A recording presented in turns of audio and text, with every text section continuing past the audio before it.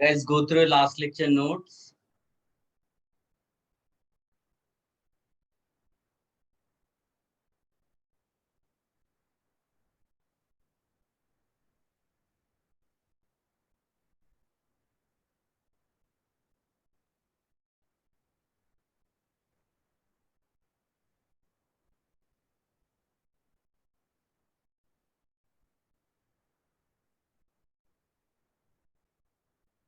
If you have any doubts, please ask.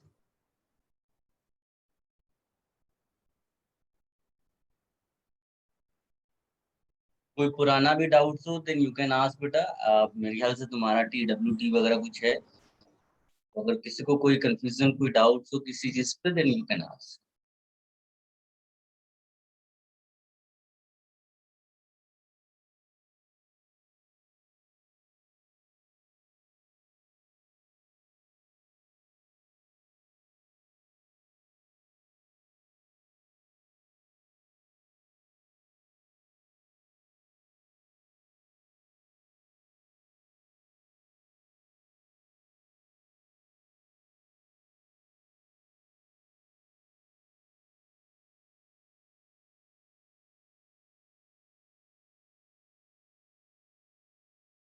No doubt.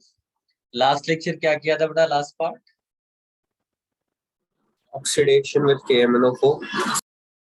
अच्छा, chromyl chloride oxidation नहीं किया क्या बेटा? इटार्ड रिएक्शन करके कुछ लिखा है क्या?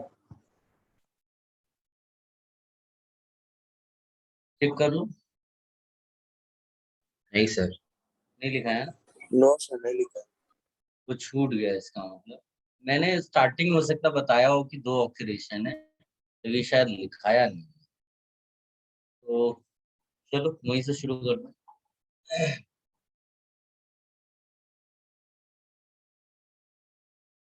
उसी के आसपास लिख देना बेटा इटार्ड रिएक्शन। यहां तक अपने एग्जाम्स में ज्यादा पूछा जाता है, ठीक है ना?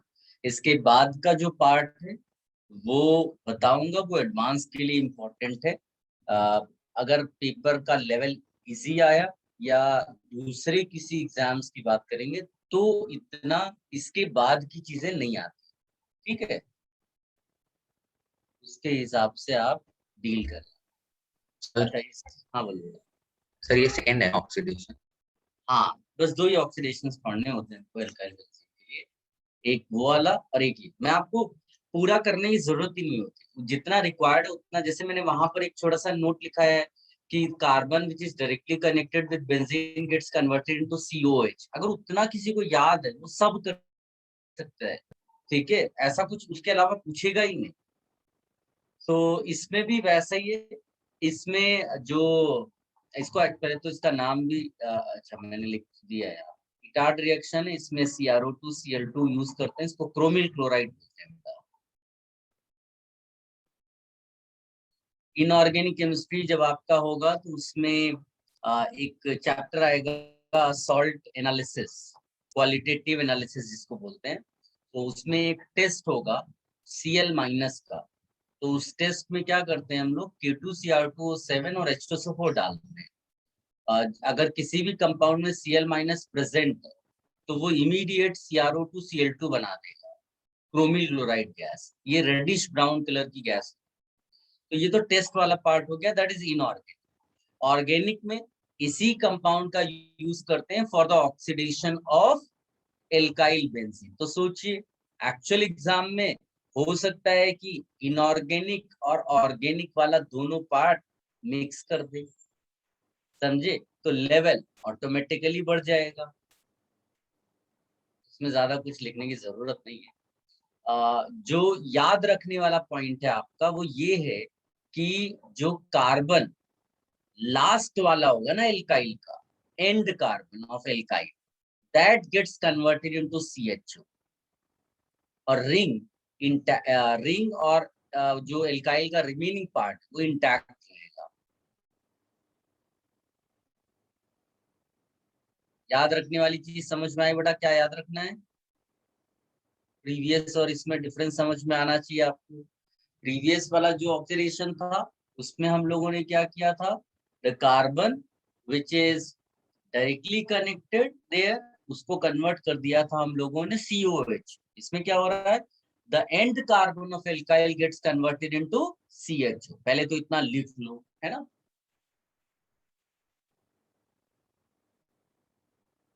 ये चीज हाईलाइट करना बेटा, हाँ, end carbon of alkyl gets converted into CH।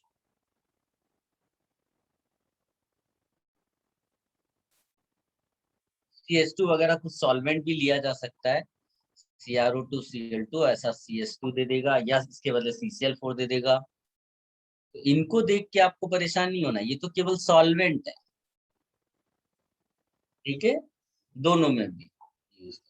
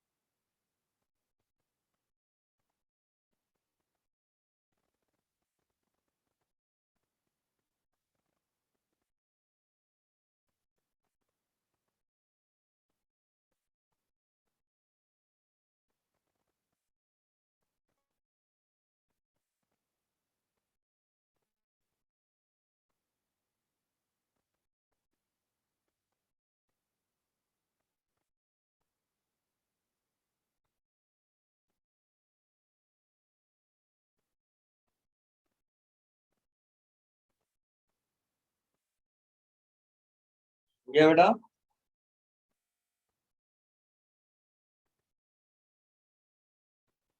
Done. Yes sir. अब इसमें बिकॉज टॉलुइन अपने को ज्यादा पढ़ना है, तो टॉलुइन के पॉइंट ऑफ व्यू से इसको थोड़ा सा डिटेल का लिख देते हैं। जैसे मान लीजिए कि आपने ये लिया, तो एक्चुअली में we need 2 moles of chromyl chloride. इसको क्रोमिल क्लोराइड बोलते हैं, आप लिख भी लीजिएगा। क्या बोलते हैं, क्रोमिल बोले क्रोमाइल बोले, इससे कोई फर्क नहीं पड़ता, ठीक है। क्रोमिल क्लोराइड, CH2 सॉल्वेंट ले लेते हैं, टेम्परेचर 25 से लगाकर 40 डिग्री सेल्सियस के आसपास रहता है, उससे कोई अपने को करना नहीं है। हाँ, एक कॉम्प्लेक्स बीच में बनता है, उसको आप ड्रॉ कर लो। ये इससे ये भी पता चलता है कि आपको 2 मॉलिक्यूल क्यों चाहिए। तो ये एक इनसॉल्युबल कॉम्प्लेक्स है, और फिर विद इन द सिस्टम इसका हाइड्रोलिसिस होता है, और फिर एक कार्बन पे आप विजुलाइज करो 2 OH आते हैं, तो क्या हो जाता है, H2O निकल जाता है। बाकी चीज आप नहीं भी लिखेंगे चलेगा, मेन आपको यही याद रखना है। इतना कभी कुछ पूछा नहीं गया है, बट फिर भी इतनी डिटेलिंग आप लिख लो फॉर टॉलिंग, ठीक है बेटा।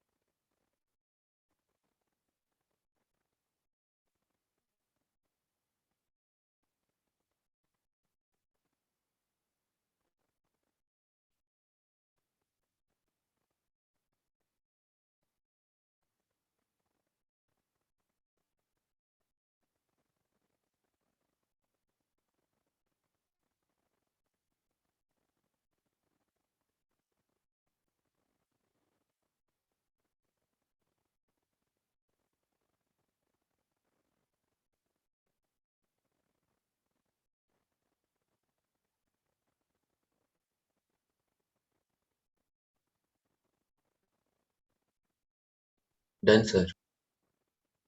लिख लिया बेटा? Yes, sir.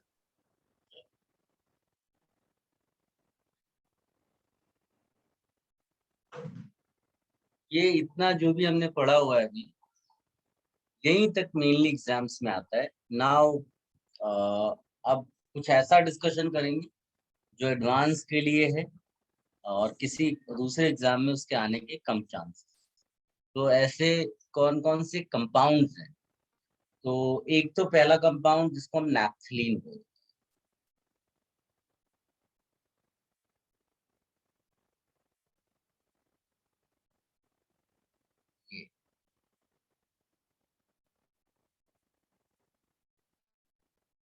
एक कंपाउंड ये है जिसको स्टडी करेंगे हम लोग। एक कंपाउंड का थोड़ा डिस्कशन इसका होगा।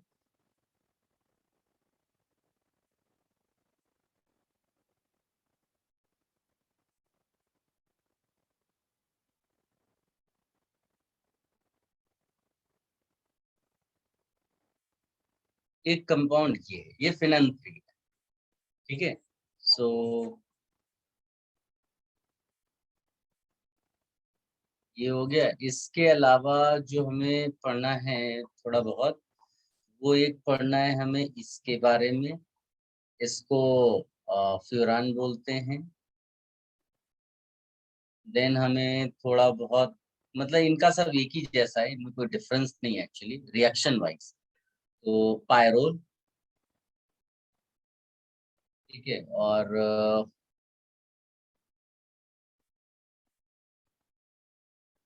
ये थायोफिन।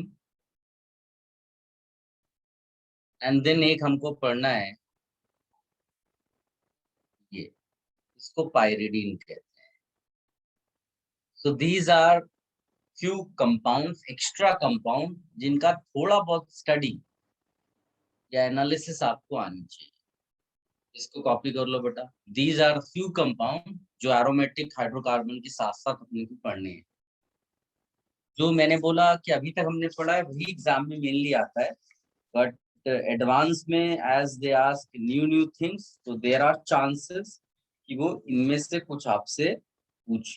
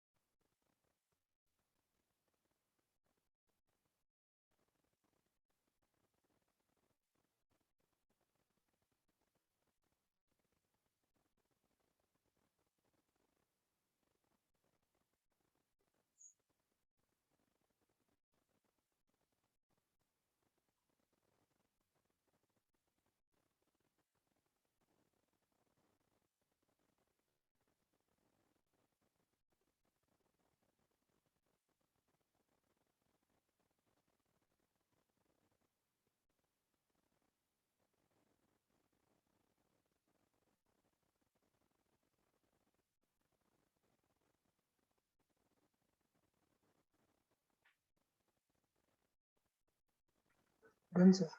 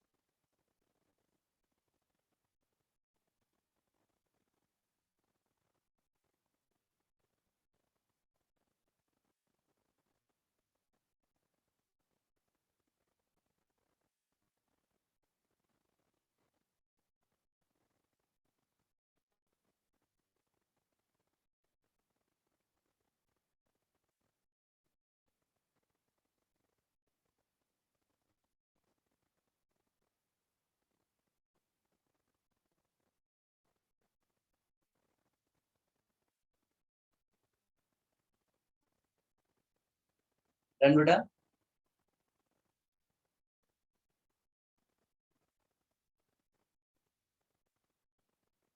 Yes, sir.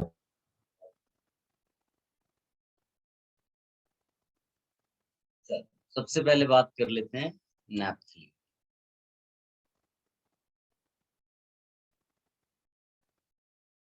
देखो इसमें भी बेंजीन रिंग आपके पास यहाँ दिख रही है, इसका मतलब रिएक्शंस वगैरह तो सब बेंजीन जैसी ही होगी, है ना। हमें जो थोड़ा बहुत डिस्कशन करना है वो पोजीशन को लेकर करना है। अच्छा, क्या तुम लोगों को याद है बेटा कि इसकी जो रेजोनेंस एनर्जी होती है, वो रेजोनेंस एनर्जी कितनी होती है? Can you recall and tell me? बता सकता है बेटा याद करके?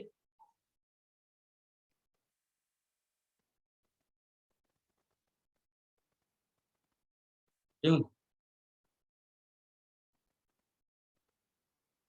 26 किलो कैलोरी? नहीं बेटा,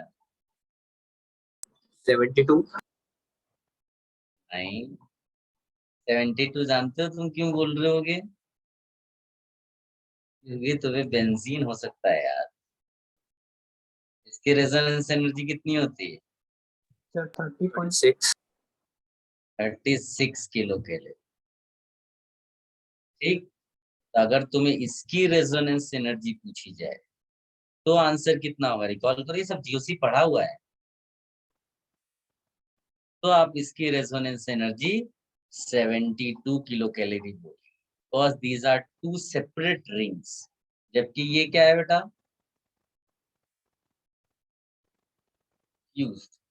यहाँ पर 6 पाई इलेक्ट्रॉन्स का टोटल लूप बनता है, मतलब दोनों का सेपरेट। यहाँ क्या, अगर हम सेपरेट कर दें तो क्या 6 पाई बन पाएगा? नहीं। क्यों? क्योंकि अगर तुम इसका रेजोनेटिंग स्ट्रक्चर ड्रॉ करोगे तो वो कुछ ऐसा दिखाई देगा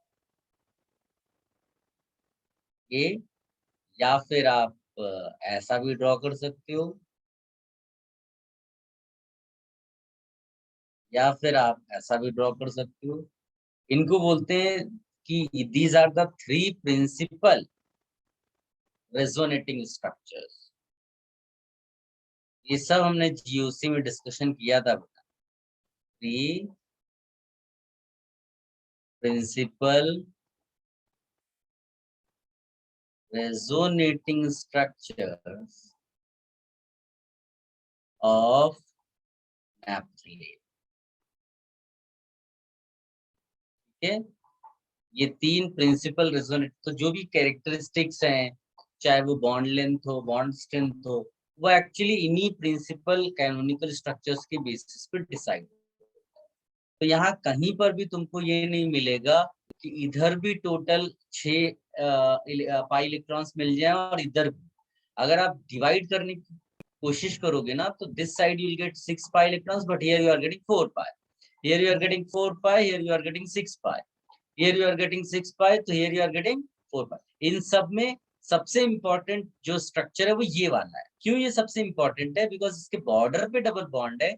एज अ रिजल्ट इसको अगर शेयरिंग के साथ कंसीडर करोगे तो you will be able to explain aromatic character.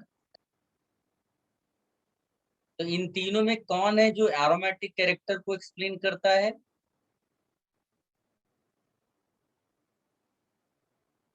ये वाला। तीनों प्रिंसिपल रेजोनेटिंग स्ट्रक्चर्स है, बट ये वाला जो है वो एरोमेटिक कैरेक्टर को एक्सप्लेन करता है। ठीक है, और ऑफ कोर्स जब अगर 6 पाई सेपरेट नहीं होगा तो इसकी रेजोनेंस एनर्जी कम हो जाएगी, लेकिन इतनी कम नहीं होगी कि बच्चों ने 36 से नीचे ले लिया, इससे तो ज्यादा ही होगी ना। तो जो एक्सपेरिमेंटल डेटा है वो 62 किलो कैलोरी का है। ये भी मैंने सब लिखाया है बेटा, अगर आप जीओसी नोट्स देखे जाते। तो एक तो आप ये कॉपी कर लो, ठीक है, और फिर मैं इसके बॉन्ड लेंथ के बारे में वापस, वैसे पहले भी बताया, फिर उसको रिवाइज करेंगे, बिकॉज वो वाला पार्ट एग्जाम में आने की ज्यादा चांस है।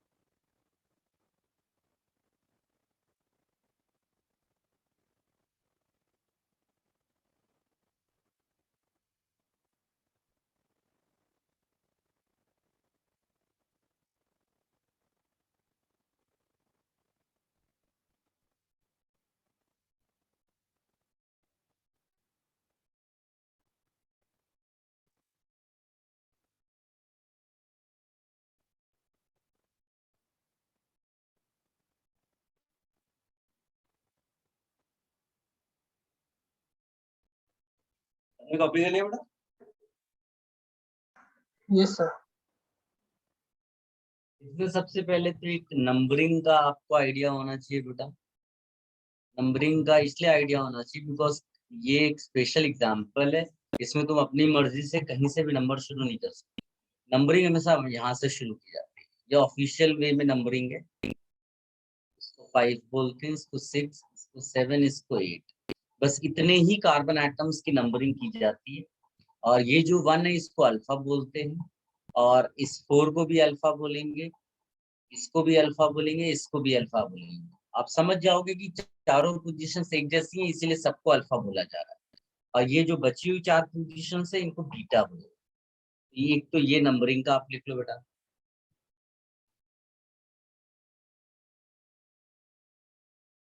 नंबरिंग का भी आपको आइडिया होना चाहिए।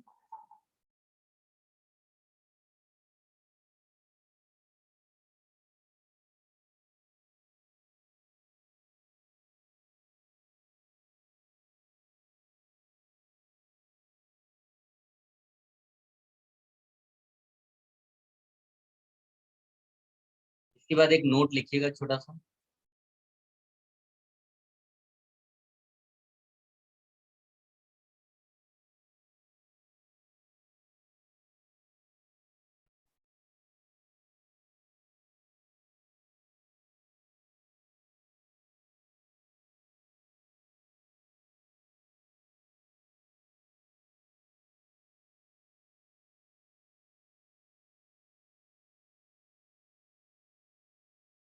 लिखिएगा, बोलो में। Yes, sir. Please write. Naphthalene is considered to be. Naphthalene is considered to be resonance hybrid.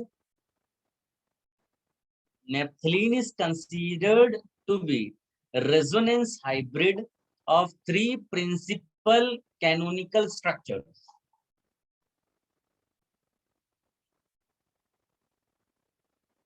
Three principal canonical structures.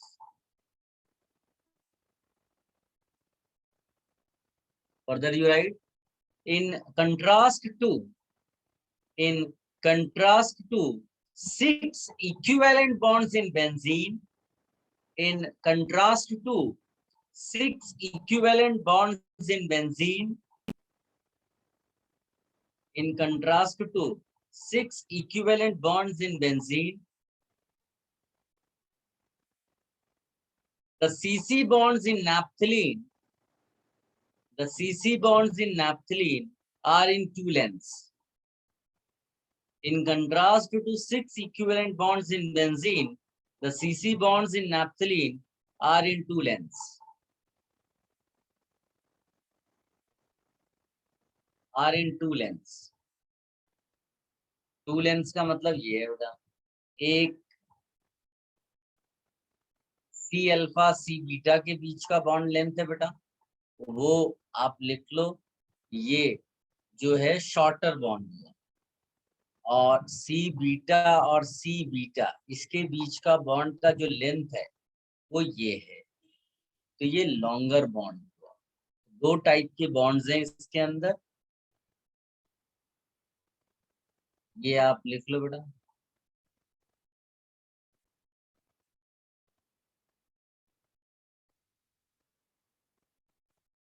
Sir C alpha का नहीं है कुछ? क्या बेटा? सर सी अल्फा का कुछ नहीं है? नहीं वो नहीं है, क्योंकि वो क्लोज नहीं है।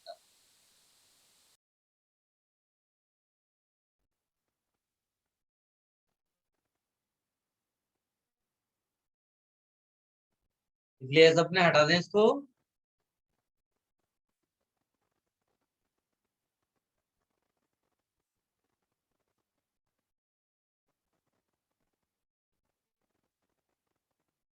Yes sir. ओके, चलो अब प्रिपरेशन लिखते हैं। प्रिपरेशन में एक बड़ा पॉपुलर प्रोसेस है जो मैंने आपको ऑलरेडी बताया हुआ है, नाम नहीं बताया था। Haworth process. Write a small note here.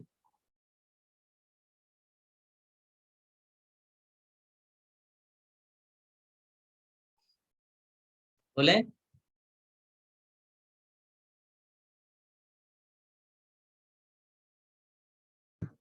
benzene is treated with benzene is treated with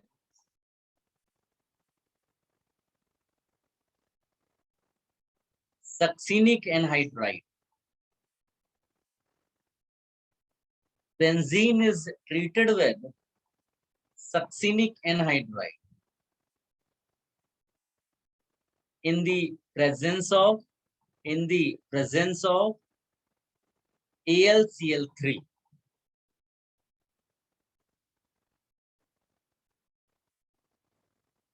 In the presence of AlCl3, ketonic acid is produced. Ketonic acid is produced, which is reduced by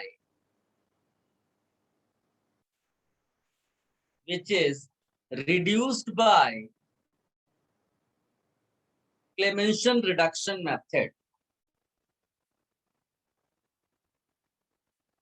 Clemmensen reduction method.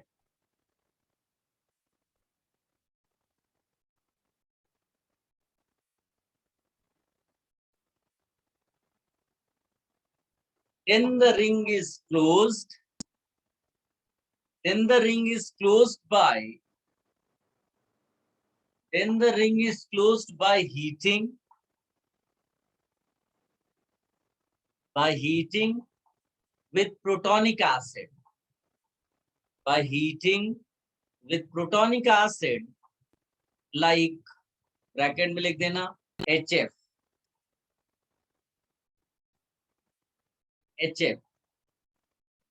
H2SO4 भी डाल सकते हैं. And the product alpha tetralone.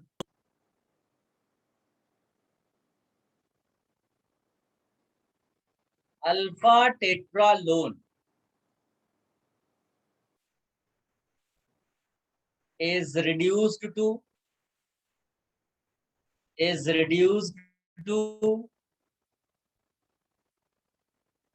tetrahydronaphthalene. मैं जानबूझकर नाम बता रहा हूं बेटा आपको, क्योंकि नाम के साथ अगर पूछ लेगा तो आप कंफ्यूज नहीं हो जाए, क्योंकि वो आपको मालूम है, बट अनफॉर्चुनेटली स्ट्रक्चर के बदले उसने नाम दे दिया तो फिर प्रॉब्लम हो जाएगी. अल्फा क्या लिखा है आपने? Reduce to tetrahydronaphthalene by Clemmensen reduction.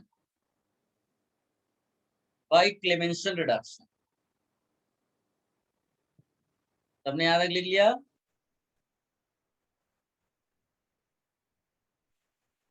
फिर लिखिएगा, this compound is then dehydrogenated.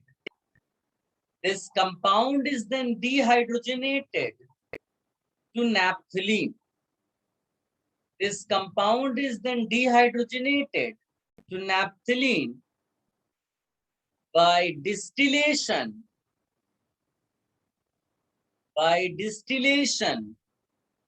with selenium. This compound is then dehydrogenated to naphthalene by distillation with selenium.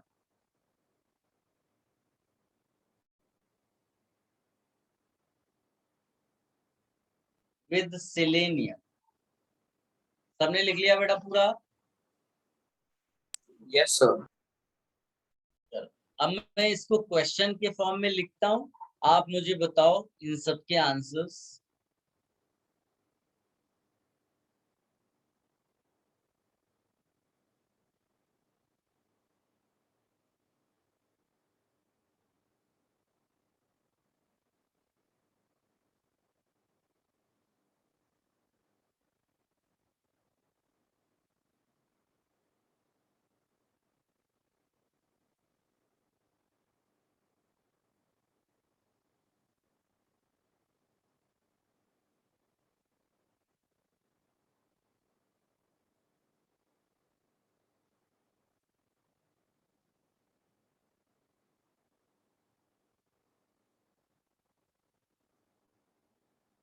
चलो फटाफट ये सारे आंसर्स बताओ बेटा।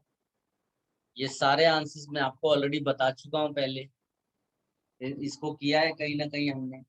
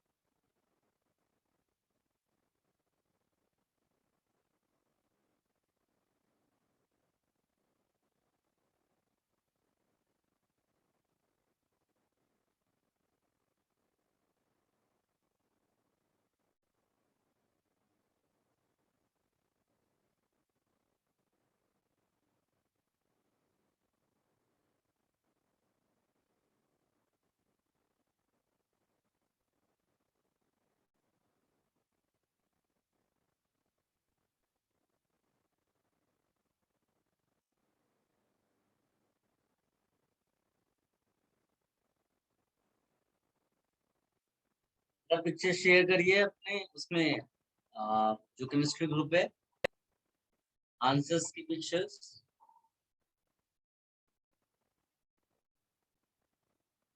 Very good, good.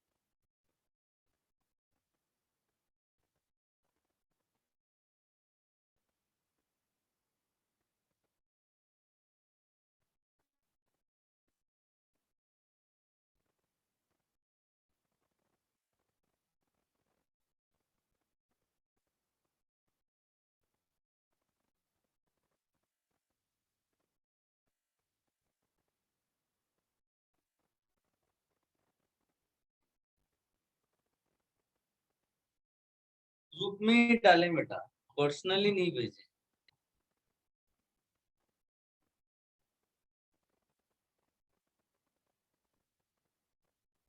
सब लोग ग्रुप में ही डालें बेटा, जो भी आंसर डालते हैं।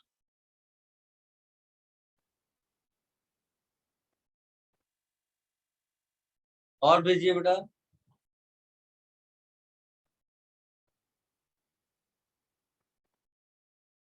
अभी तक देखो कितने आंसर्स मेरे पास आए। मेरे पास प्रशस्त का आंसर आया, संयम का आया, ईशान का आया। फिर दूसरे ग्रुप में आंचल का आंसर मेरे पास आया, प्रशांत का आंसर आया। पर्सनली किसने भेजा है मुझे? ग्रुप में ही डालिए बेटा, नाम भी विजिबल होगा।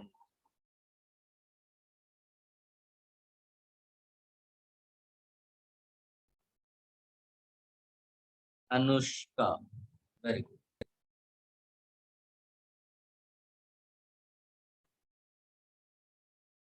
बाकी स्टूडेंट्स भी भेजे बेटा आंसर। आप एक तो नोट लिखा दिया मैंने, और I similar question I gave you earlier, तो आपको आंसर आना ही चाहिए।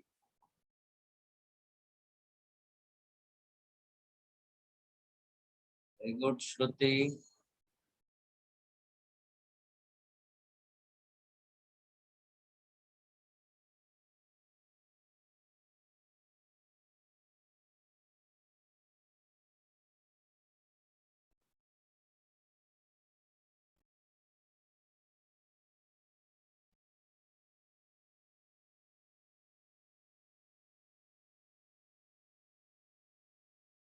हर्ष वेरी गुड। ये सब आप अच्छे से आज देखिए बेटा, मैं आपको नेक्स्ट लेक्चर में एक्चुअल जी एडवांस के जो टफ क्वेश्चन इस पर बेस्ड आए ना इन सब पर, वो मैं आपको दिखाऊंगा, कराऊंगा। तो आप रियलाइज करेंगे कि कॉन्सेप्ट्स कितने रिक्वायर्ड हैं। किसी रट्टाफिकेशन से सॉल्व नहीं होंगी चीजें कि आपने सोचा वो 10th वाला या 12th बोर्ड की तरह याद करके मार्क्स आ जाएंगे। वो केवल बोर्ड लेवल पे ही आते हैं बेटा, 95, 96, 97% मार्क्स, यहाँ सब ढेर हो जाते हैं।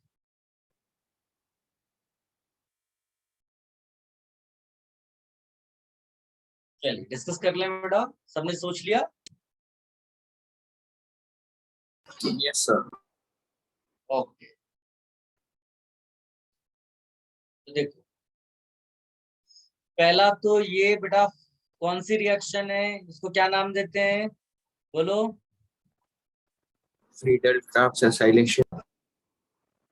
बस वेरी गुड। यही सब चीजें अगर आपको याद होगी ना, तो अब इसमें डिफिकल्टी लेवल कब ले आएगा और ज्यादा, यहाँ कोई ग्रुप लगाते हैं। ग्रुप लगाने का मतलब वो ऑर्थोपैरा डायरेक्टर है, मेटा डायरेक्टर है, कैसे डिसाइड होगा वो सब हमने किया हुआ, फिर रिएक्शन, तो इसमें लेवल बढ़ गया। तो ये समझ लो एक बेसिक लेवल है जो आपको याद हो गया है ना, और ये स्टैंडर्ड क्वेश्चन भी है। अब इसमें चेंजेस एडवांस में वो यही करता है कि यहाँ पर कोई ग्रुप आपको चेंज करके दे देगा, राइट? या फिर फ्रीडल कर्व डिसाइलेशन में इसके अलावा दूसरे ग्रुप्स भी यूज होते हैं रिएजेंट्स के फॉर्म में, उसको डाल देगा, तो लेवल वहां से आपको चेंज हो जाता है। सो इसमें ये फ्रीडल क्राफ्ट डिसाइलेशन रिएक्शन है। इसमें इतना पार्ट आप डिवाइड करके सीधे सीधे यहाँ कनेक्ट कर दो, या यहाँ कहीं भी एक जगह कनेक्ट करना है आपको। So it will be like this, यहाँ CH2, यहाँ CH2, फिर C डबल बॉन्ड और OH, ये प्रोडक्ट है। देखो तुमने लिखा भी है नोट में इसके बारे में, कीटोनिक एसिड कह के। फिर ये जो पार्ट है ये तुम्हारा किस में कन्वर्ट हो जाएगा आगे चलकर? CH2 में, जिसको आप क्या बोलने वाले हो? क्लेमेंसन रिडक्शन, है ना? वोल्फ किस्टर रिडक्शन भी हमने पढ़ा हुआ है, तो ऐसा कोई टेंशन नहीं है। ये ऐसा आपको नजर आएगा। किसी बच्चे को कोई डिफिकल्टी हो तो बोलो। फिर ये रिएक्शन क्या है बेटा? Again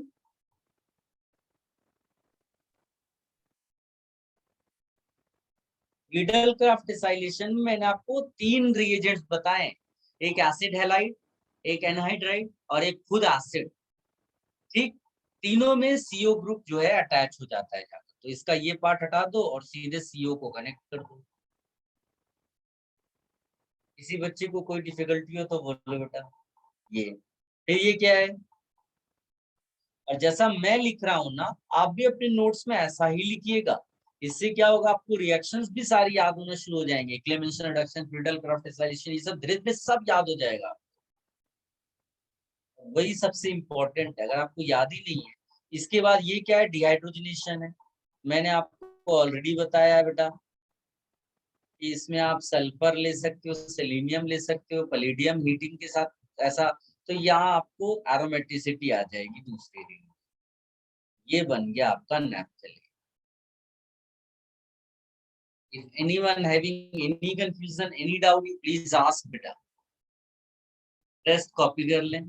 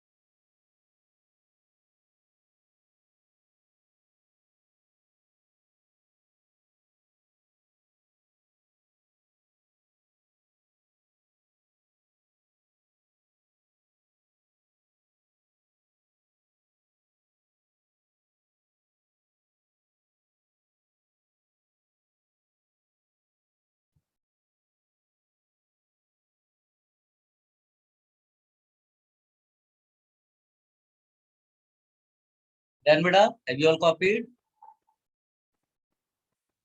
Yes, sir.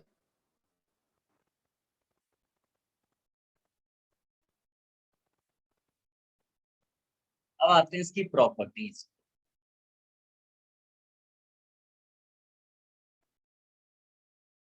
So if you look at this naphthalene, it has got two benzene rings.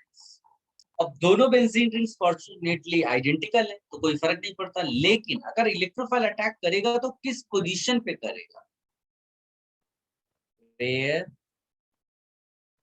will electrophile attacks? तो इसका आंसर लिखिएगा बेटा। Electrophilic attack is preferred. Electrophilic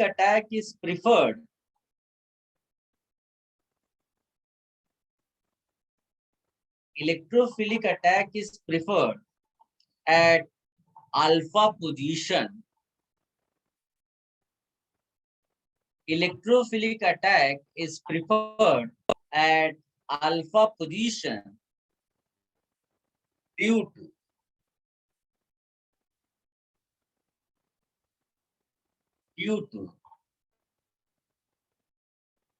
more stability of intermediate more stability of intermediate. देखो, अगर attack eight alpha position हुआ तो intermediate क्या बनेगा बेटा?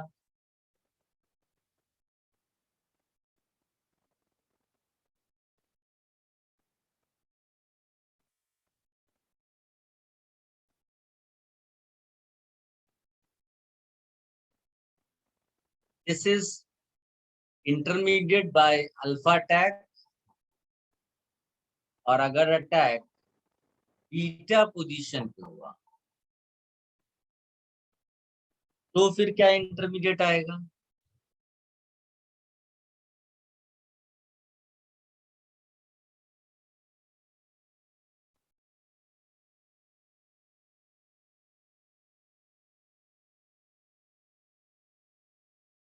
ऐसा।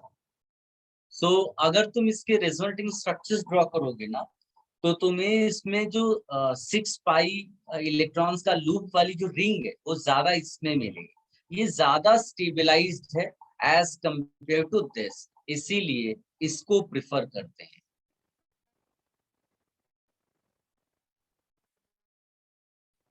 ये लिख लो, इतना कभी पूछा नहीं गया, बट मेरा काम है, मैं आपको नई नई चीजें बताऊंगा, बिकॉज एडवांस के पॉइंट ऑफ व्यू से रिक्वायर्ड है।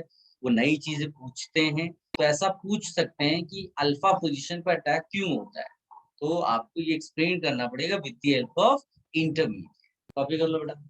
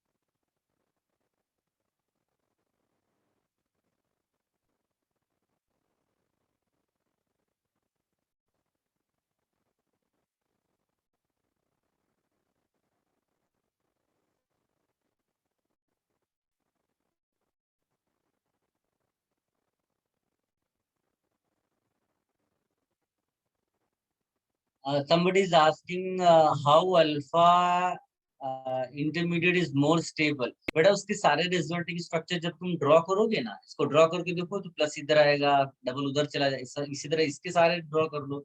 तो जो आपको ज्यादा रिजल्टिंग स्ट्रक्चर्स ऐसे मिलेंगे यहाँ पर जिसके अंदर बेंजीन रिंग इस तरह की इंटैक्ट हो, जिसमें एरोमेटिसिटी मेंटेन्ड हो, ठीक है ना, तो वो ज्यादा सिस्टम को स्टेबलाइज करता है, जबकि इसमें वो कम नंबर में।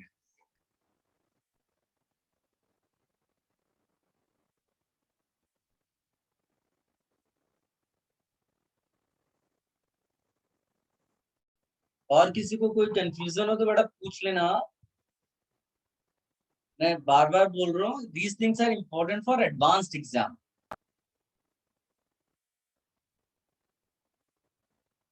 Shall I remove this?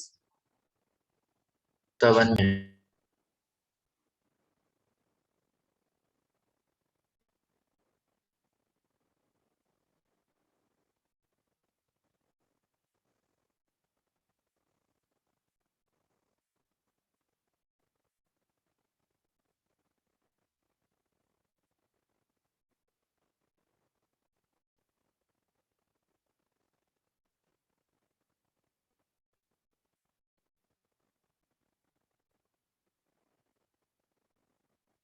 Done sir. चलो अब एक नोट लिखिएगा बेटा।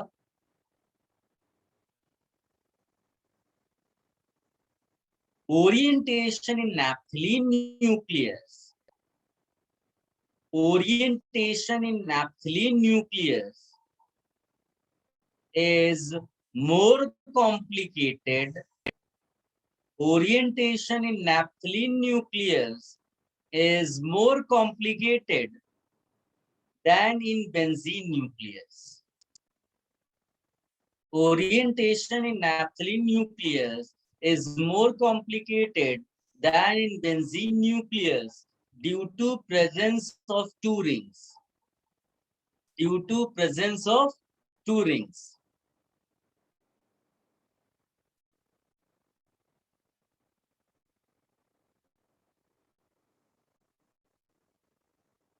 The first group always enters.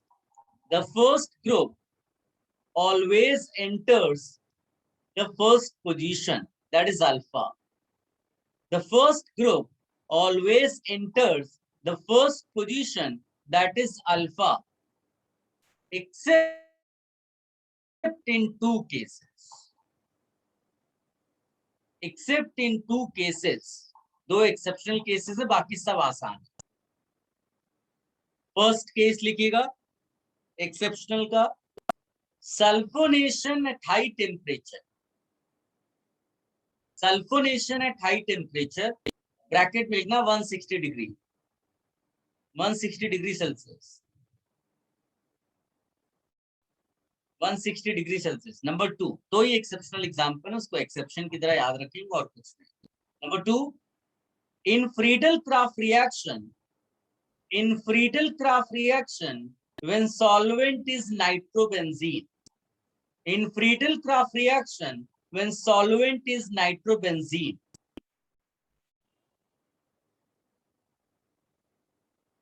Clear बेटा?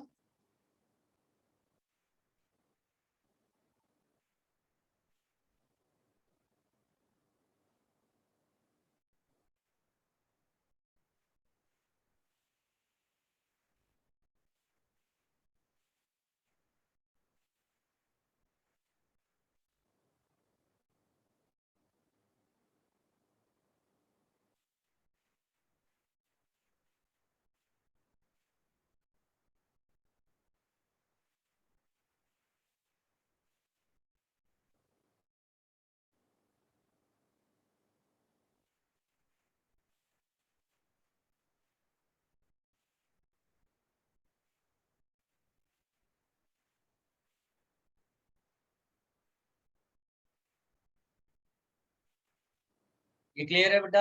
ये तो हेलोजिनेशन हो गया, ये नाइट्रेशन हो गया। कंफ्यूज मत हो जाना। नाइट्रेशन के लिए HNO3 इन H2SO4 लेते हैं, नहीं तो कई बच्चे होते हैं कि ये दोनों डाले, आप बताओ सल्फोनेशन होगा कि नाइट्रेशन। उन्होंने ठीक से पढ़ाई नहीं की होती।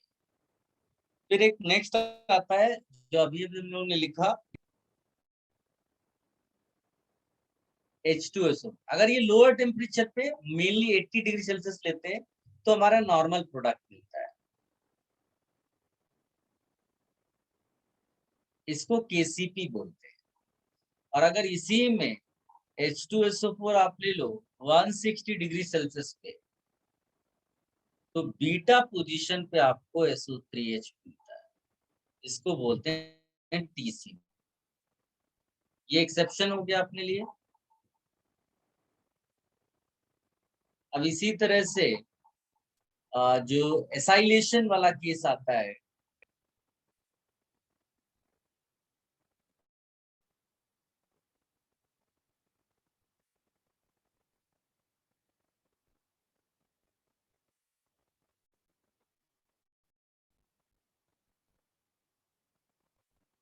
लाइक दिस, ये नॉर्मल है, ठीक है। और इसके अलावा इसमें नहीं भी लिखेंगे KCP TCP तो भी चलेगा, बिकॉज हम सॉल्वेंट चेंज कर रहे हैं।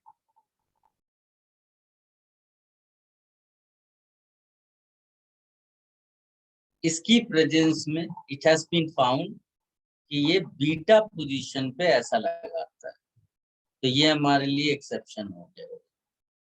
कॉपी कर लो, लगभग सारी रिएक्शंस कवर्ड होगी इसमें।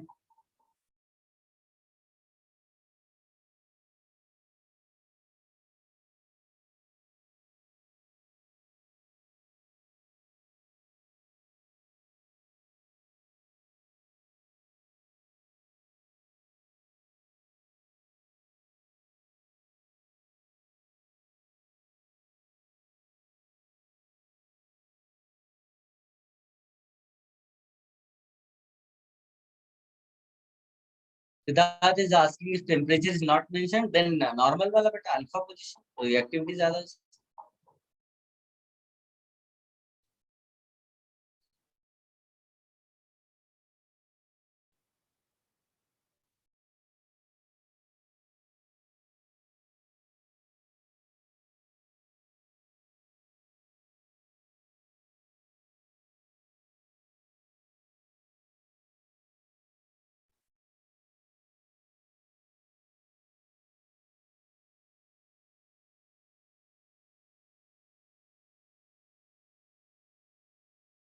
Shall I remove this?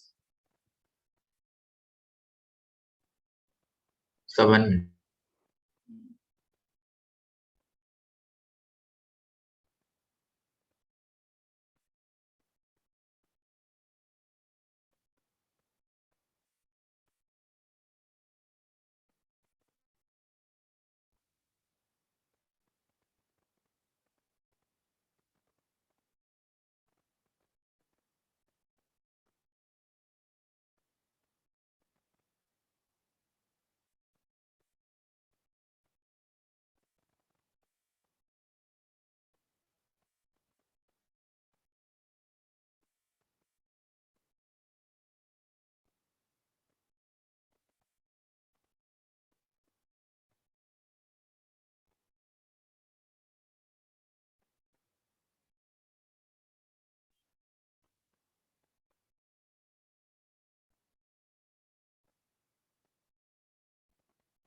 Done, sir.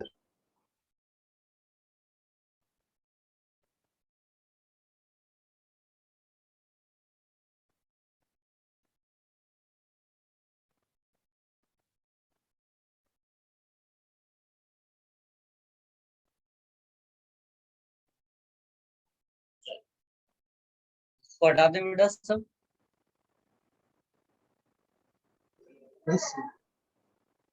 इसमें एक दो और रिएक्शंस हैं, फिर मैं आपको एक क्वेश्चन देता हूँ।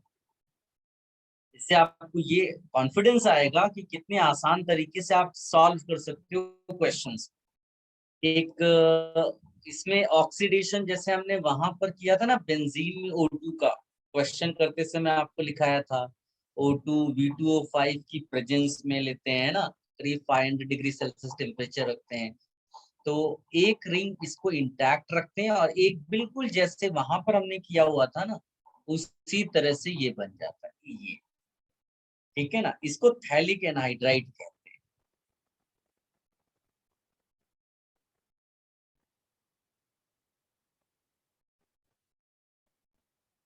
बाकी इसमें अगर दूसरे ऑक्सीडेशंस लिखोगे, जैसे एक CrO3 का ऑक्सीडेशन है, तो इसमें अल्फा पोजीशन बिकॉज एक्टिवेटेड रहती है, तो अल्फा पोजीशन पे ही आपको दिखाना होता है ऑक्सीडेशन। अब इसको तुम प्रेडिक्ट नहीं कर सकते बेटा, ये तुम्हें याद रखना पड़ेगा। अभी तक इतना पूछा नहीं गया है, इसलिए टीचर्स अवॉइड करते हैं ये सब लिखाना। मैं आपको लिखा रहा हूँ, आप नोट्स में केवल लिख कर रखिएगा, ठीक है, और बीच बीच में इसको रिवाइज करते रहना। आपको बहुत क्वेश्चन इस पर बेस्ड नहीं क्या बेटा, ये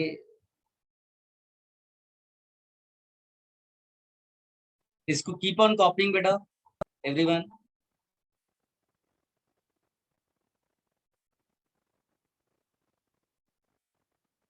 इसके अलावा इसमें यू कैन राइट एक हाइड्रोजनेशन का रिएक्शन है या रिडक्शन आप बोल सकते हो, सोडियम इन C2H5OH टेकन,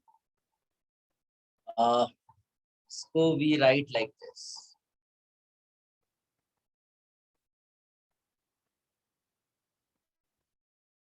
इसको बोलते हैं 1,4 डाइहाइड्रो एक्कालेट। और ये जितनी भी रिएक्शन है पहले हमने कभी नहीं पढ़ी बेंजीन के लिए, ये ऑक्सीडेशन और रिडक्शन, तो इसके लिए समझ लीजिए ये स्पेशल रिएक्शन।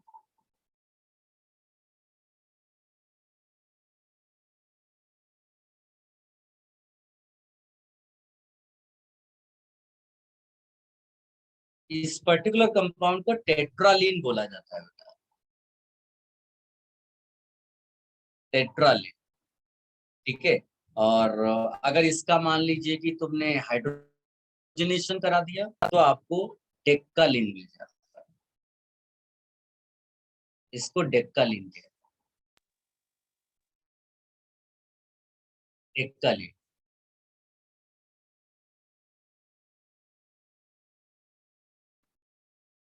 ये कॉपी कर लो बेटा।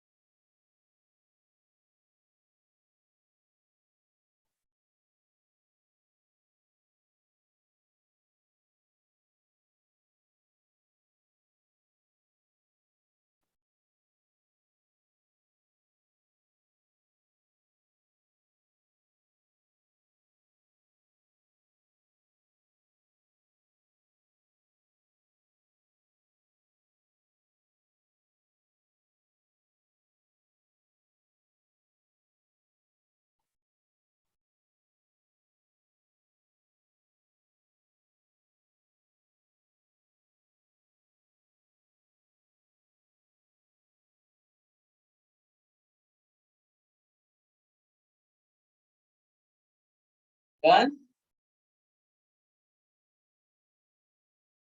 Yes, sir. 7.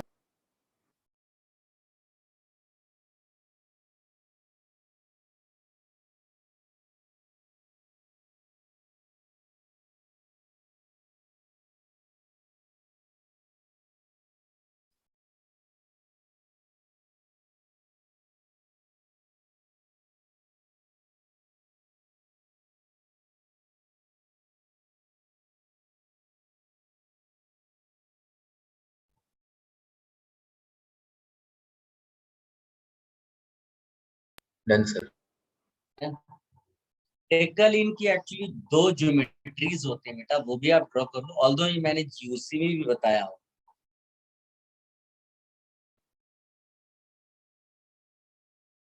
इसको ट्रांस बोलते हैं,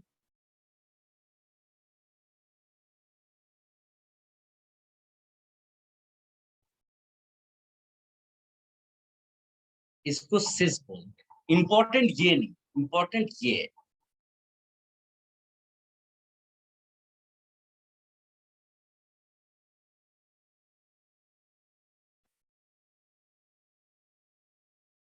ये आपका ट्रांस। और सिस वाला अगर आप ड्रॉ करोगे तो एक जो चेयर है वो तो नॉर्मल आप ड्रॉ करोगे लाइक दिस, और एक जो चेयर आएगा ना वो नीचे की तरफ लेकर के आएंगे लाइक दिस, ऐसा। ये आपका आया सिस। इसको ड्रॉ करके केवल रखिए, ऐसा कुछ इसमें और कुछ खास नहीं करना है।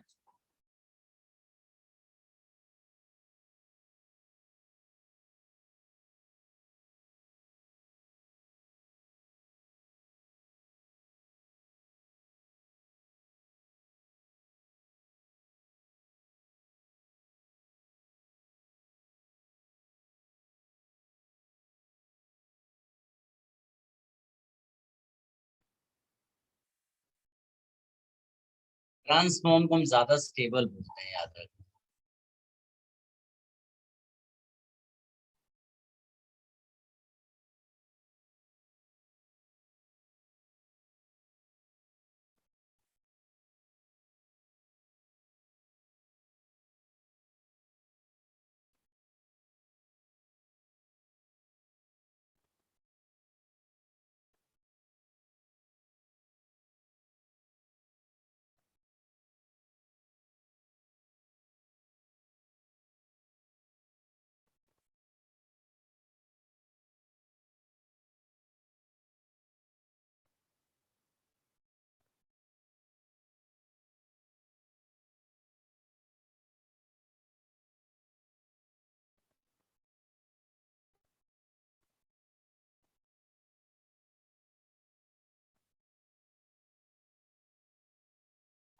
और ये सब ऑप्टिकली इनएक्टिव है बेटा,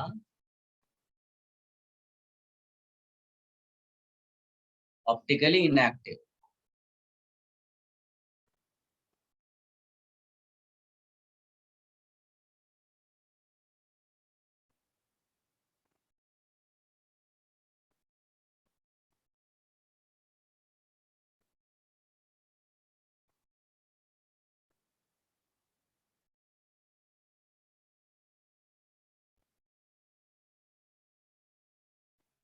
तुमने कॉपी कर लिया बेटा?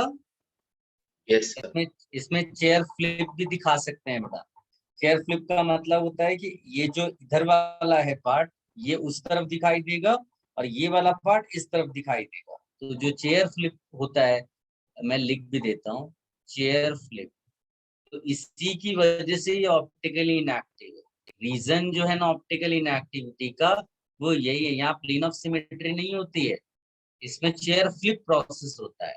ये ऑप्टिकल इनएक्टिविटी के लिए लिख सकते हो इसको, ये कभी कभी पहले भी पूछा गया है। तो chair flip is the reason for optical inactivity of this cis decalin. Trans वाले में तो प्लेन ऑफ सिमेट्री दिख रही है, चेयर फॉर्म में देखो, हाँ चेयर फॉर्म में।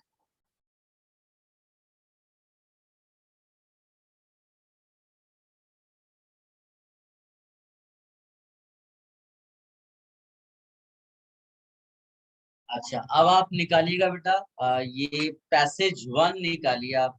अपने एरोमेटिक हाइड्रोकार्बन की बुकलेट ओपन करिए और गेट इक्विप्ड में जाइए, पैसेज 1 देखो आपसे सॉल्व हो रहा है।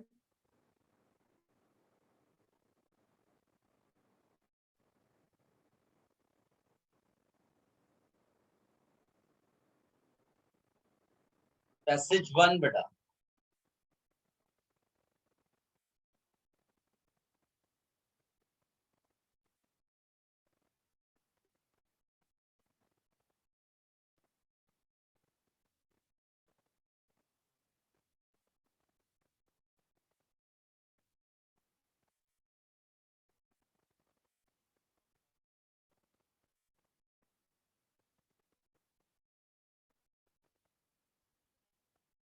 Everyone, passage 1 get equipped. Just check whether you are able to solve or not.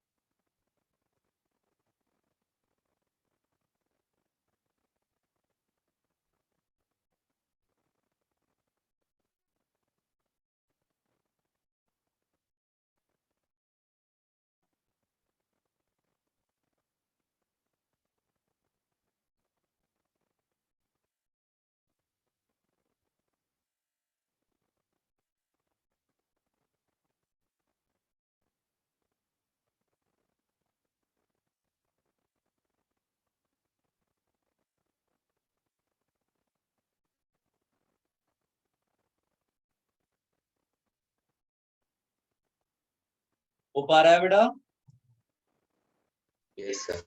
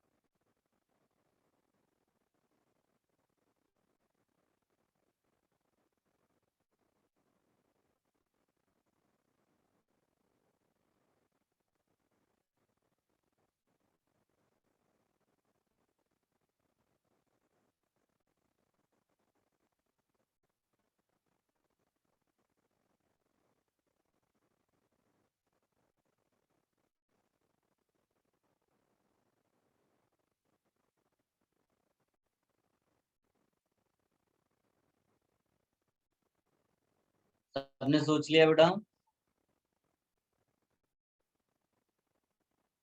शान वेरी गुड, श्रुति वेरी गुड, शांत वेरी गुड।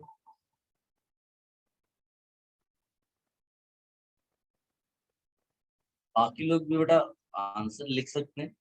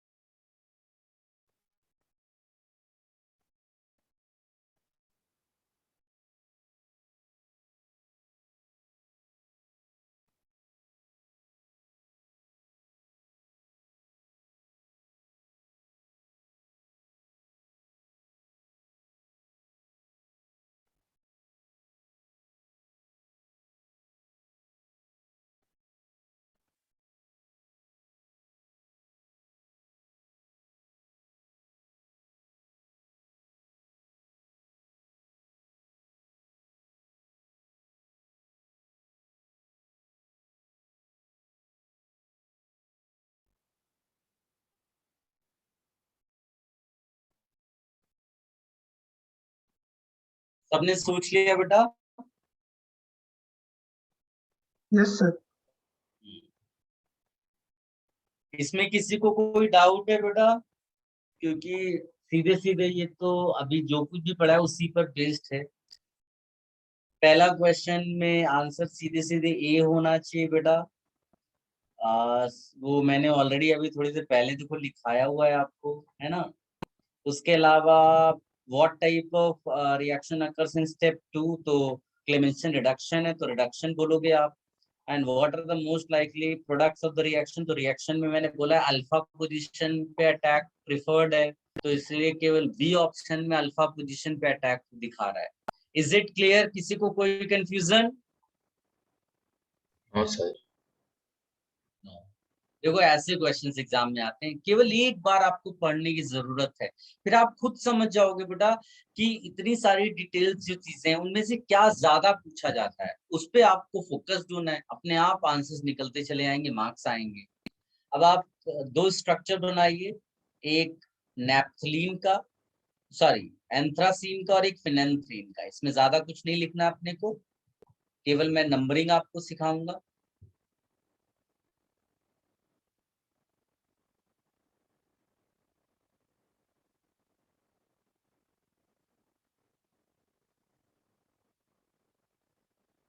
जो फिनेंथ्रीन है बेटा, उसके दो पॉसिबिलिटीज स्ट्रक्चर के वो ड्रॉ करके देता है आपको।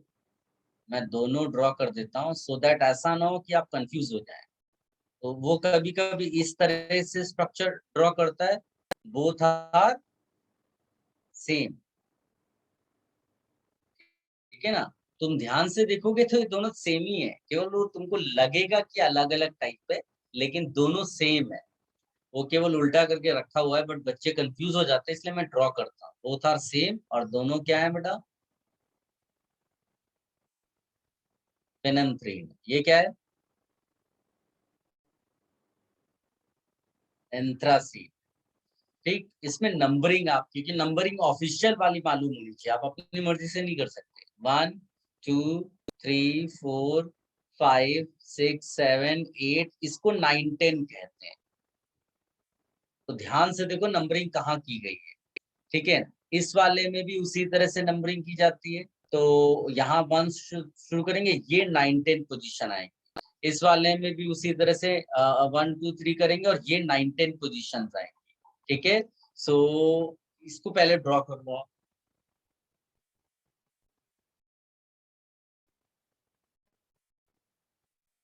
सब लोग ड्रॉ कर लो बेटा।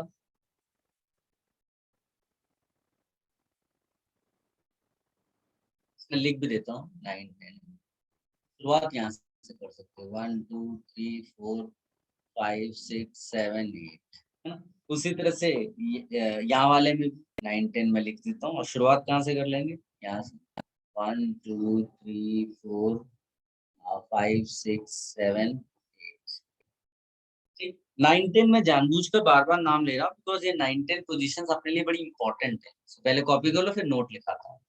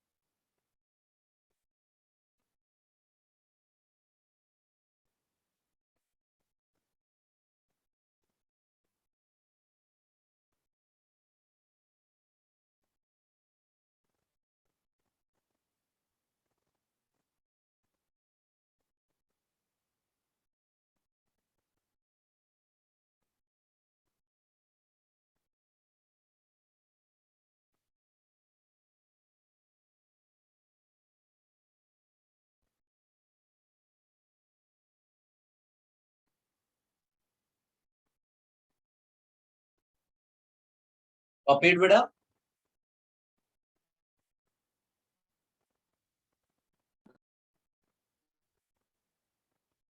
लिखिएगा इसमें कि इन एंथ्रासीन एंड फेनेंथ्रीन या anthracene and phenanthrene rings are attacked at positions 9 and 10. Anthracene and phenanthrene rings are attacked at positions 9 and 10. नीचे लिखना y.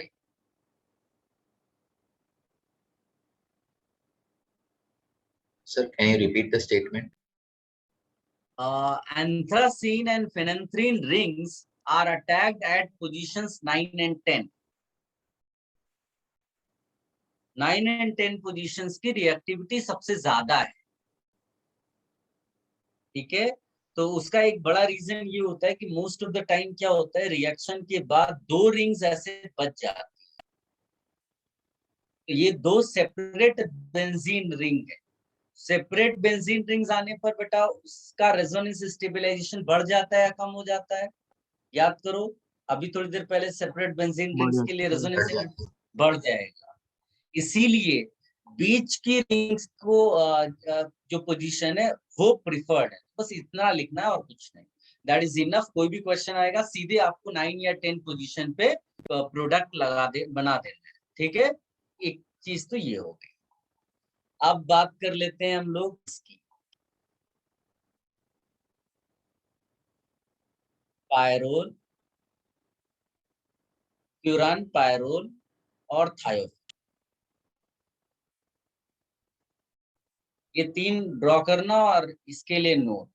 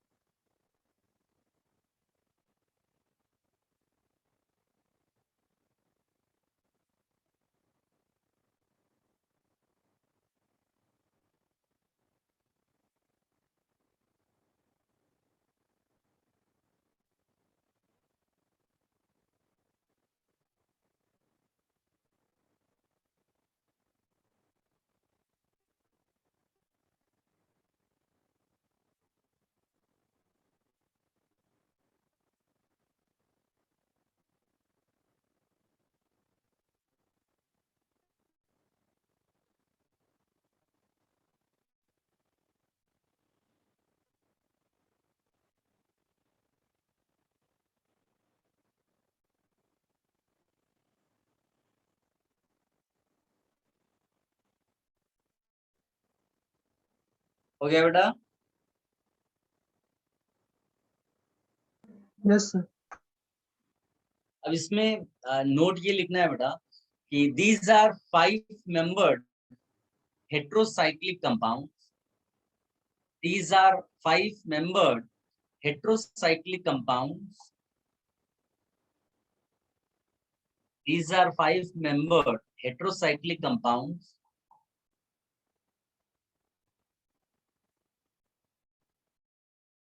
These are 5 membered heterocyclic compounds and they are more reactive than benzene. They are more reactive than benzene. They are more reactive than benzene towards electrophilic aromatic substitutions. Towards electrophilic aromatic substitution. Towards electrophilic aromatic substitution. And they resemble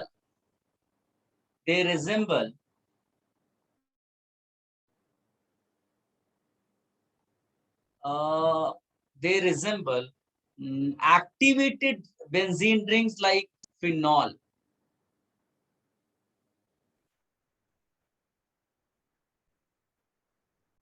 Or you can write they show reactions similar to activated benzenes like phenol. किसी भी form में आप लिख लें, मतलब ये दिखाना चाहते हैं कि ये ज्यादा रिएक्टिव है। 1-2 क्वेश्चन इस पर बेस्ड तुम्हें मिलेंगे। 1 2 3 4 5 बेटा इनकी भी ऑफिशियल नंबरिंग लिख लो।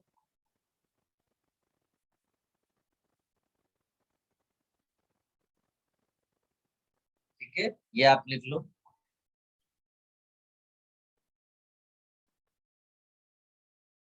आपके बुकलेट में भी इस पर बेस्ड कुछ क्वेश्चंस आपको डेफिनेटली मिलेंगे। मेरे ख्याल से जिन जिन बच्चों ने अटेम्प्ट, ये सब एरोमेटिक कंपाउंड्स है बेटा, जिन लोगों ने भी अटेम्प्ट किया होगा उनको डेफिनेटली इस पर बेस्ड क्वेश्चंस दिखाई दिए होंगे। सो सबसे पहली चीज है कि where to attack, which position will get attack.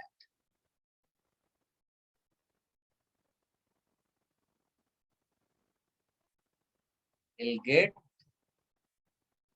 attacked, which position will get attacked। तो इसमें याद रखना कि तीनों एग्जांपल्स में सेकंड फिफ्थ ये पोजीशन, इनको एक्टिवेटेड पोजीशंस बोलते हैं। और एक्सप्लेनेशन वही है कि हम इंटरमीडिएट बनाएंगे and intermediate will be more stable. यहाँ पर अटैक का इंटरमीडिएट या यहाँ पर अटैक का इंटरमीडिएट, दोनों में से ये जो सेकंड पोजीशन है उसका इंटरमीडिएट ज्यादा रेजोनेंस स्टेबल है। तो आपको ज्यादा उतना करना नहीं है, केवल इतना लिख कर रखना कि सेकंड और फिफ्थ पोजीशन दोनों आइडेंटिकल पोजीशन है। सेकंड उसको बोलो या उसको सेकंड बोलो, फिफ्थ को कोई फर्क नहीं पड़ता। That position is activated position, वहीं पर अटैक होगा। ठीक है, ये आप नोट कर लो। और कोई भी रिएक्शन दिखा दो, मतलब एनी रिएक्शन यूज हो, जैसे कि मान लीजिए कि मैं ऐसा लिख दूं और इसका रिएक्शन में Cl2 FeCl3 के साथ दिखाऊं, तो कोई बता सकता है, गेस कर सकता है इसका आंसर? बोलिए, एनीवन?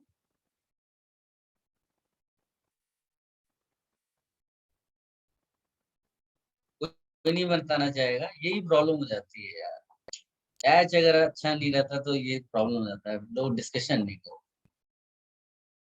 चलिए कोई नहीं। ये Cl2 और FeCl3 है, यहाँ से Cl ग्रुप अटैच होता है, ये एक इलेक्ट्रोफिलिक सब्स्टिट्यूशन रिएक्शन है।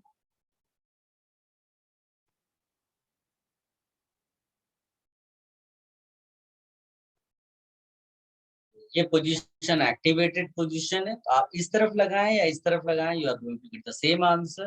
तो इसका ये आंसर होगा, इसको कॉपी कर लो बेटा।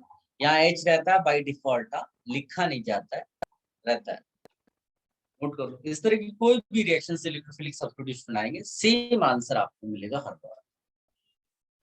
There are few more reactions जो फिनॉल शो करता है, जो हम बाद में पढ़ेंगे, वो रिएक्शंस भी इसमें हो जाते हैं।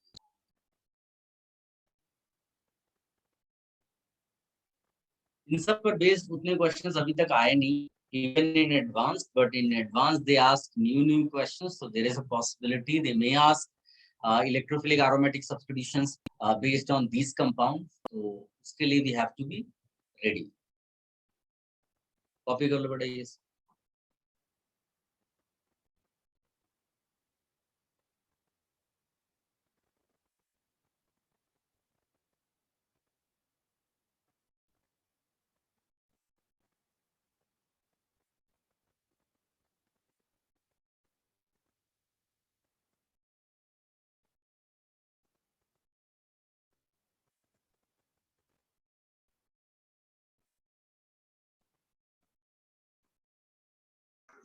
Done, sir. Okay.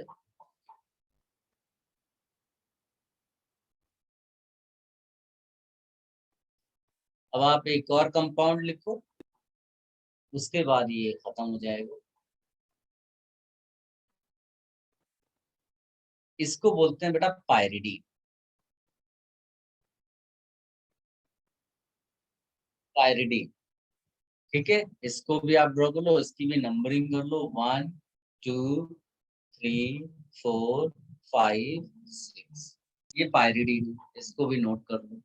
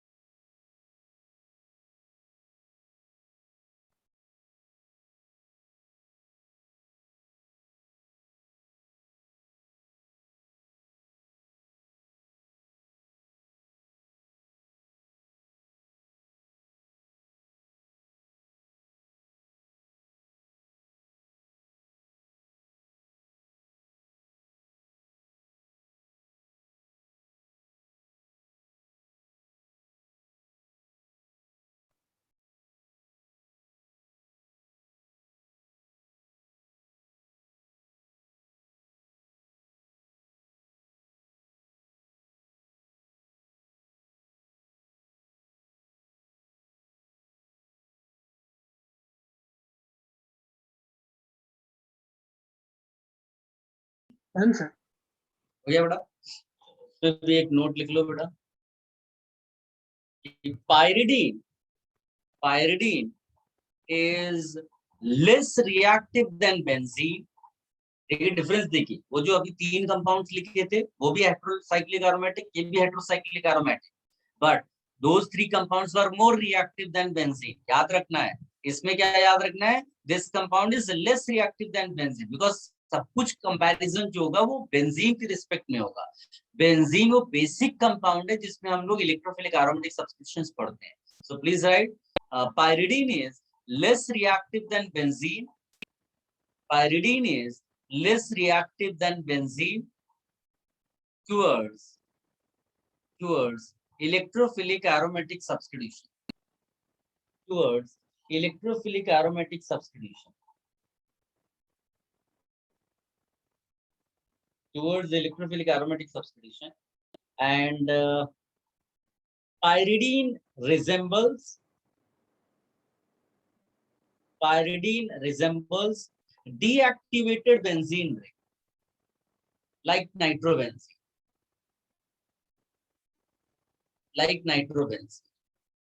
इसका मतलब इसमें कौन सी दो रिएक्शन नहीं होगी बेटा? 5 में से याद करके बताओ,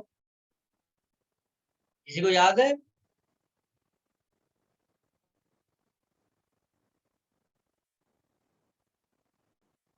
कोई तो बोला करो यार, एटलीस्ट नोट से ही देख कर बोल दो यार, कम से कम मुझे को थोड़ा तो कॉन्फिडेंस आए कि मैं 4-5 ऐसे बच्चे हैं जो ठीक ठाक है उनको पढ़ा रहा हूँ। एकदम ही डिप्रेशन में ले आओगे टीचर को तो क्या होगा।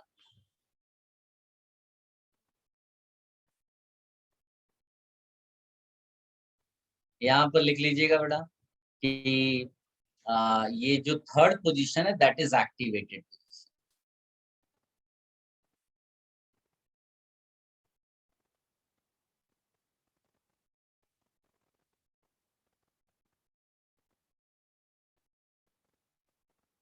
और इलेक्ट्रोफिलिक एरोमेटिक सब्स्टिट्यूशन रिएक्शन, इसको कॉपी कर लेना बेटा। एग्जाम्पल भी जनरल मैनर में लिख दिया मैंने। और सर अपने डीएक्टिवेटेड के बाद क्या बोला? डीएक्टिवेटेड के बाद डीएक्टिवेटेड लाइक मेरे को याद नहीं है, मैंने तो कुछ नाइट्रोबेंजीन बोला था, इट रिजेंबल्स नाइट्रोबेंजीन ऐसा करके।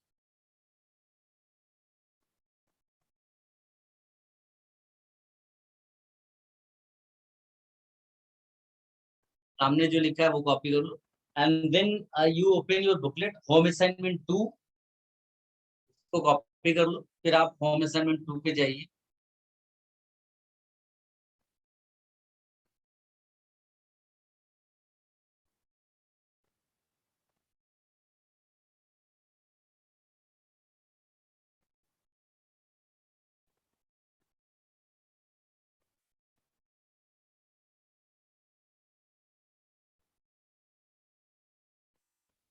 आई रिमूव दिस बेटा, सबने कॉपी कर लिया है? Yes.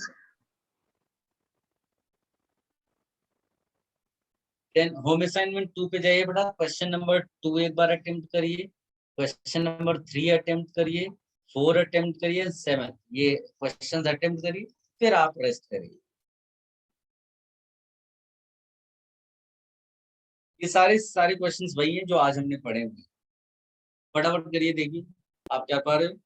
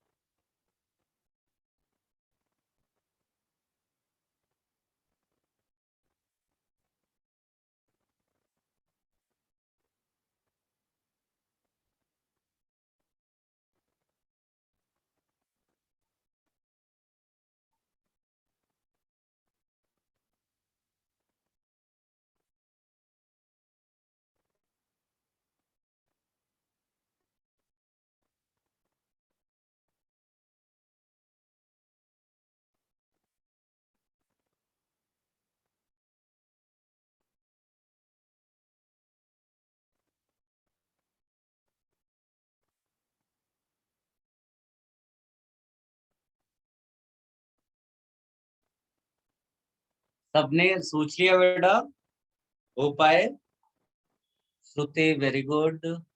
देन किस किसने आंसर दिया? Nandini very good, Harsh very good, Ishan very good, Sanyam very good, Prashast very good.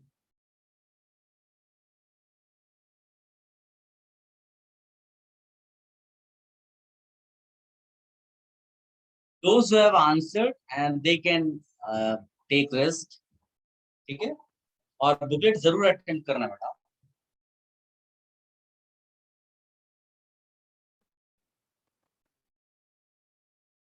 हाँ, अभी प्रॉब्लम सॉल्विंग का एक सेशन होगा, उसके बाद ये खत्म हो जाएगा, फिर हम लोग बाद में नया चैप्टर शुरू करेंगे। नेक्स्ट लेक्चर प्रॉब्लम सॉल्विंग का होगा, फिर बुकलेट जब आप फिनिश कर लेंगे तो बुकलेट डिस्कस करेंगे और हम लोग नया चैप्टर शुरू करेंगे, ठीक है? आप सब पूरा बुकलेट अटेम्प्ट करिएगा अच्छे ढंग से। प्रशांत वेरी गुड बेटा।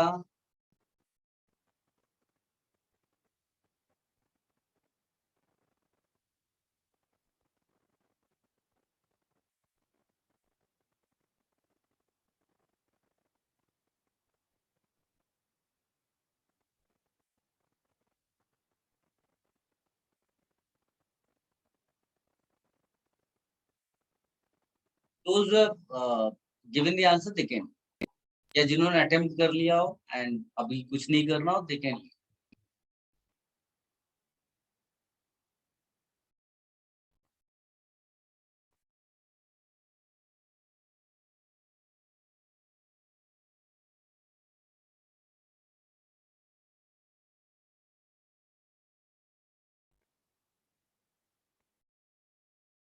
चलो